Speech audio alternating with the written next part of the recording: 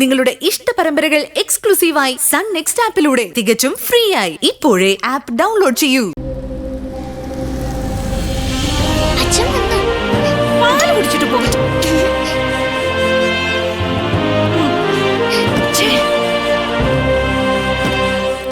അച്ഛാ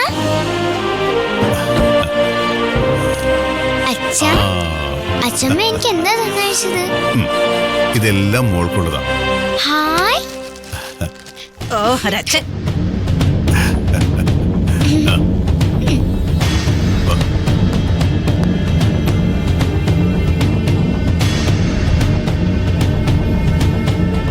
ആ നീ ഇവിടെ ലാപ്ടോപ്പും കുത്തിക്കൊണ്ടിരുന്നോ? ഒരു തണ്ടലും കഴിഞ്ഞ് നിന്റെ ഭർത്താവ് ഇങ്ങോട്ട് വന്നിട്ടുണ്ട്. കയ്യിൽ ഒരു പൊതിക്കെട്ടുമുണ്ട്.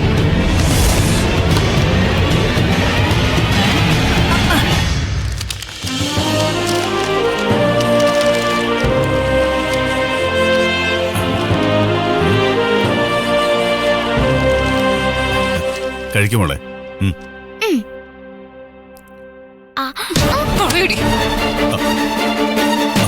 നിങ്ങളോട് ഞാൻ പലവട്ടം പറഞ്ഞിട്ടുള്ളതാ, ഹൈജീനിക് അല്ലാത്ത പലഹാരങ്ങൾ ഈ വീട്ടിലേക്ക് കൊണ്ടുവരരുതെന്ന്.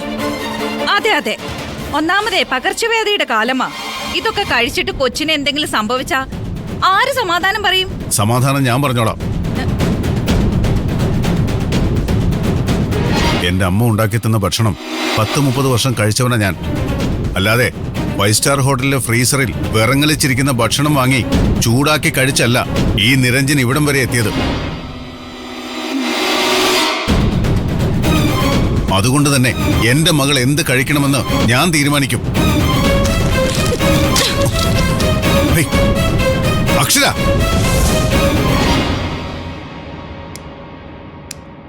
എന്താ ഇവിടെ പ്രശ്നം?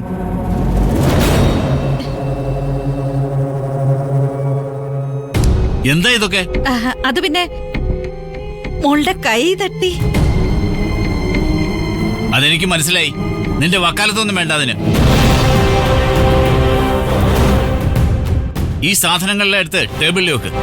ഇല്ല, ഇവിടെ ആരും ഈ വൃത്തികെട്ട സാധനം കഴിക്കാൻ ഞാൻ സമ്മതിക്കില്ല. അത് തീരുമാനിക്കേണ്ടത് നീയല്ല. തൽക്കാലം ഞാൻ പറയുന്നത് അങ്ങോട്ട് അനുസരിച്ചാ മതി.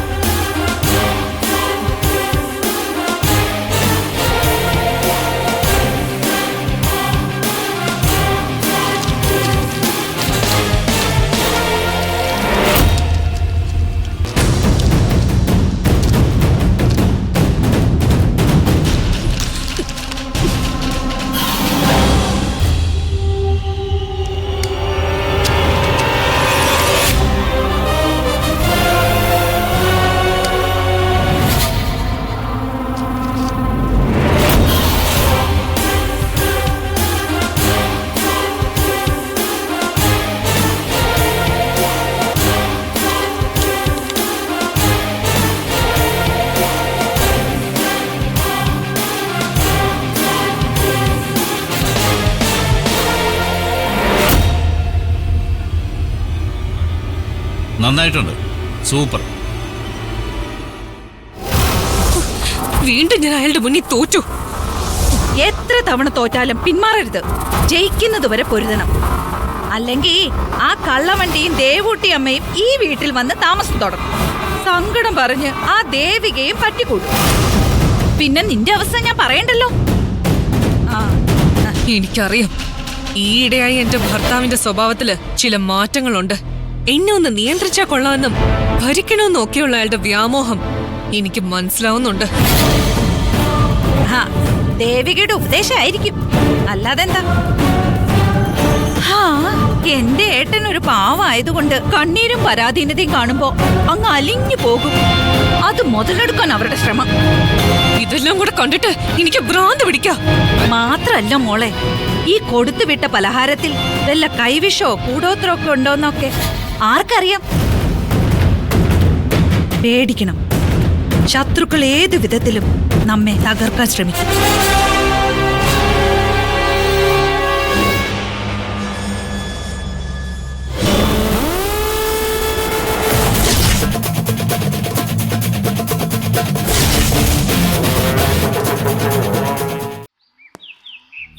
ഞാൻ അയച്ച നമ്പർ ഒന്ന് ട്രൈ ചെയ്യണം. ആ നമ്പറിന്റെ പുറകെ പോയാൽ ഞങ്ങളുടെ കുട്ടി എവിടെയുണ്ടെന്ന് ഞങ്ങൾക്ക് കണ്ടെത്താൻ പറ്റും. ഇത് എന്റെ അമ്മാവന്റെ മകളുടെ ജീവന്റെയോ ജീവിതത്തിന്റെയോ പ്രശ്നമല്ല. ഇതുപോലെ ജീവനും ജീവിതവും നഷ്ടപ്പെട്ടു പോയ ഒരുപാട് പെൺകുട്ടികളുണ്ട്. അവരെ കണ്ടെത്തേണ്ടത് നമ്മൾ ഉൾപ്പെടുന്ന സമൂഹത്തിന്റെ കടമയാണ്. ഞാൻ വരാം, വന്ന് കാണാം. സൈബർ ഡോമിലെ നമ്മുടെ ആ സുഹൃത്താ സ്വാമി. അവര് നോക്കട്ടെ, അവരെ ട്രാക്ക് ചെയ്യട്ടെ. ഡോക്ടർ, നമ്മൾ വിശ്വസിക്കുന്ന പോലെ അവര് കൃത്യമായിട്ട് കാര്യങ്ങൾ ചെയ്യോ? അതെ, നമ്മൾ ഇറങ്ങി തപ്പുന്നതല്ല നല്ലത്. നമുക്ക് കണ്ടുപിടിക്കേണ്ടത് നമ്മുടെ കുട്ടീനെയാണ്. ശത്രു മുമ്പിലുണ്ട്, പക്ഷെ അറിയേണ്ടത് വഴികളാണ്. നമ്മുടെ വഴികളിൽ അവൻ പതിയിരിക്കുന്നത് പോലെ അവന്റെ വഴികളിലും അവന്റെ ഒളിയിടങ്ങളിലും അവരുടെ മറവുകളിലും ഒരു നിഴൽ മറയുടെ പറ്റം പിടിച്ചെങ്കിലും നമ്മൾ പതിയിരിക്കണം. നമ്മളുടെ കയ്യിലിരിക്കുന്ന ആയുധത്തിന്റെ വായ്ത്തലയുടെ വെള്ളി വെളിച്ചം പോലും അവന്റെ കണ്ണിൽ വരരുത്. ചതിക്ക് മറുപടി ചതിയാണെന്ന് കേട്ടിട്ടില്ലേ? ചുമ്മാ കത്തിത്തീർന്നു പോട്ടെ, വർക്കലയിലോ പാപനാശത്തോ കൊണ്ടേ ഒഴുക്കാം. ഡോക്ടർ, സൈബർ വിങ്ങിലെ സുഹൃത്തിൽ നിന്നും വിവരങ്ങളൊക്കെ നമുക്ക് എപ്പോഴാണ് അറിയാൻ പറ്റുക? 2 ദിവസമാണ് ചോദിച്ചത്. പഴയ ഫോൺ നമ്പറും കാര്യങ്ങളും അല്ലേ. ആരുടെ പേരിലാണ് സിം എടുത്തത് എന്നൊന്നും നമുക്കറിയത്തില്ല. നോക്കാം.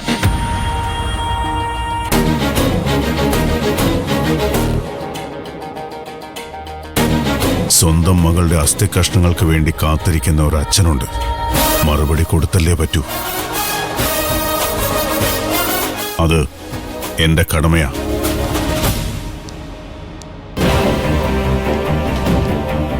മാഡം ഇന്നും ടെൻഷനിലാണോ?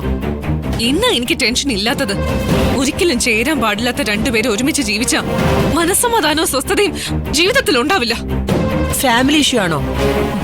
അതാണല്ലോ മെയിൻ ഇഷ്യൂ. ബാക്കിയൊക്കെ എനിക്ക് സോൾവ് ചെയ്യാവുന്നതേ ഉള്ളൂ. ഇതിപ്പോ ഡാഡിയുടെ ഫുൾ സപ്പോർട്ടോടു കൂടി അയാളുടെ കളി. പോരാത്തനും ആ ദേവികയുടെ ഉപദേശവും. ദേവികയോടുള്ള നിരഞ്ജൻ ഡോക്ടറുടെ ബന്ധം എങ്ങനെയെങ്കിലും പൊളിക്കണം മാഡം.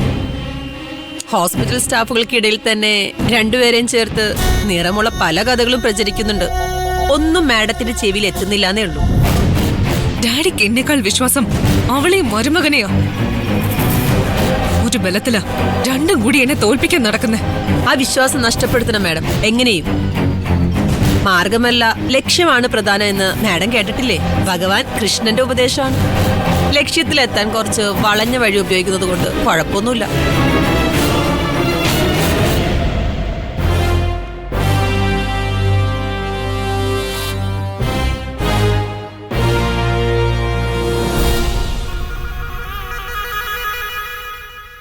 ശരത്ത് ഇപ്പൊ എവിടെയുണ്ട്?